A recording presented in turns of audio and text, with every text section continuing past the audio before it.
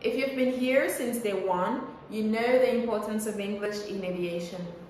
Air traffic controllers and pilots use a specific mode of expression to communicate.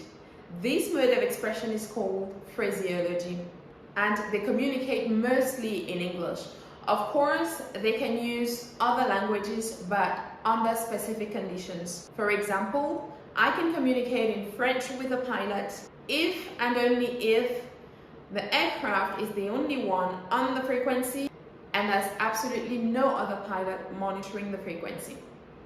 I recently made a video on the language of communications between air traffic controllers and pilots. It's available on the YouTube channel Air Traffic Control Cameroon. The video is in French with subtitles in English. The link to the video is available in the description box down below, as always. Go and watch the video if you haven't. The importance of pronunciation in aviation is an understatement. Of course, good pronunciation is crucial for air traffic controllers and pilots. The better we speak, the better we pronounce words, the safer the sky is. In this video, I'll share a list of 5 words that pilots and air traffic controllers tend to mispronounce. 703, confirm, ready for descent. Roger, descent level 80, report Abbey Mahmoud. Hey guys, welcome to my channel, welcome to this new video. I'm Christelle.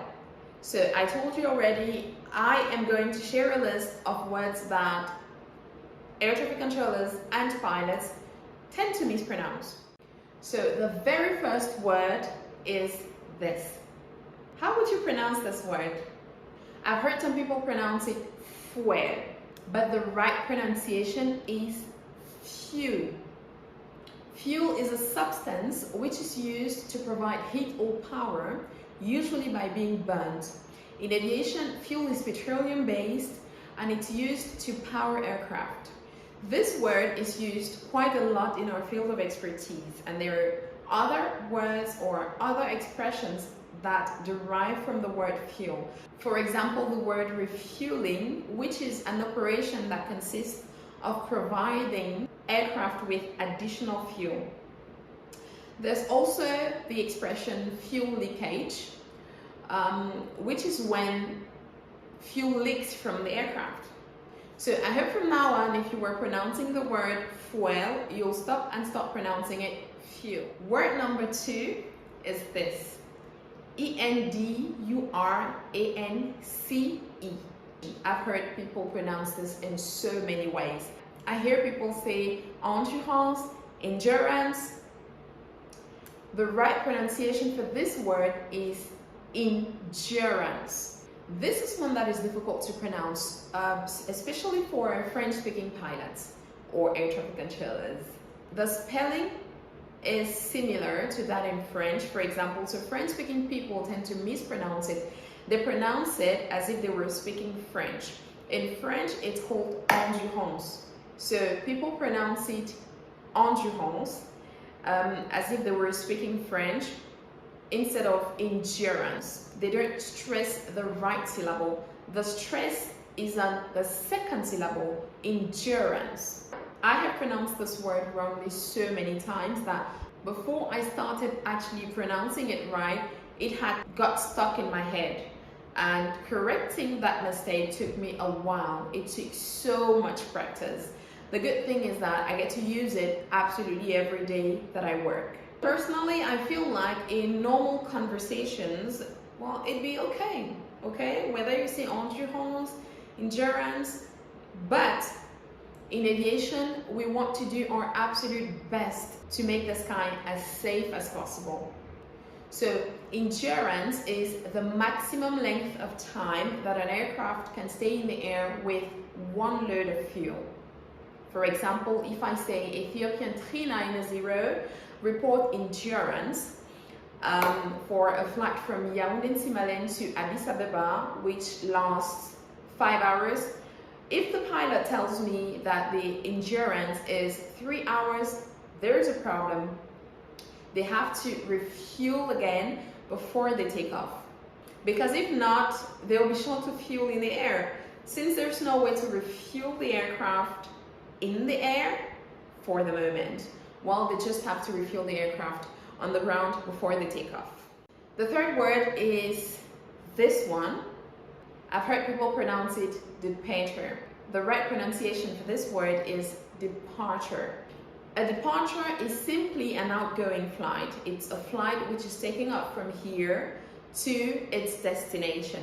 But the same flight becomes an arrival when it's landing at an airport. So departures are also other stuff. For example, there are also specific routes or specified routes that are created at an airport for outgoing aircraft. The fourth word is this. I feel like every non-native speaker has mispronounced this one at least once in their life. Anyway, I have. I used to think that, to pronounce this word, you would say climbing. I am climbing, you are climbing.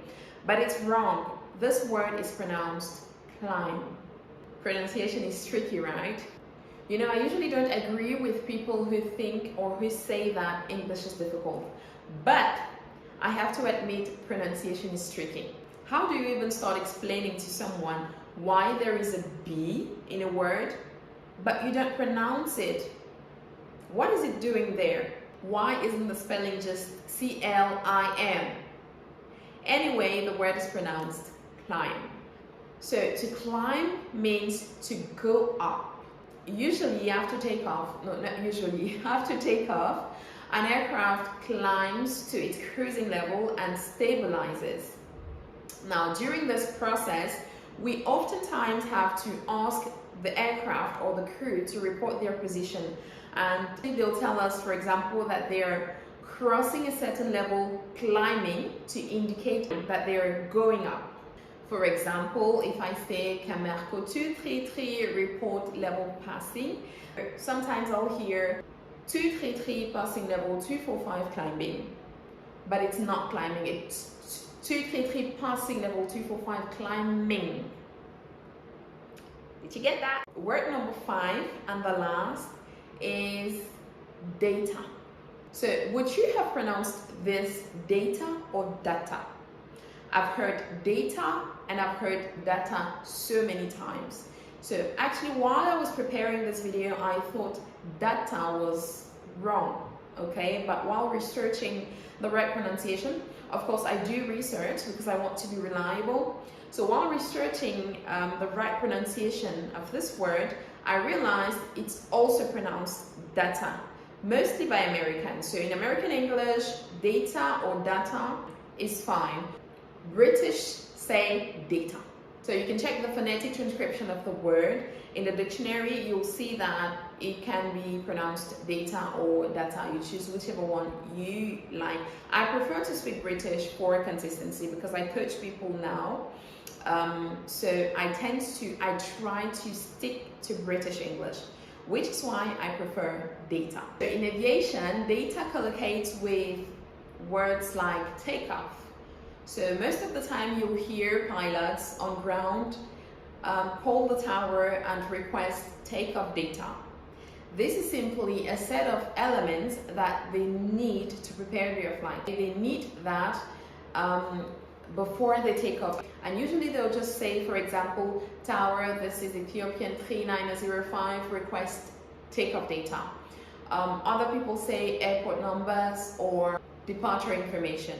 I hope you learned something new in this video. My purpose is to help those who have never realized they're making these mistakes correct themselves. I hope you learned something. I hope that if you were mispronouncing some of the words, you'll start pronouncing them well. We work very hard to make the sky safe. Let's strive to do even better, make the sky safer by standardizing as much as possible our pronunciation. If you enjoyed this video, like, comment and share. Subscribe to my channel and hit the notification bell so you'll be notified every time a new video comes out. Thank you for watching. Bye bye.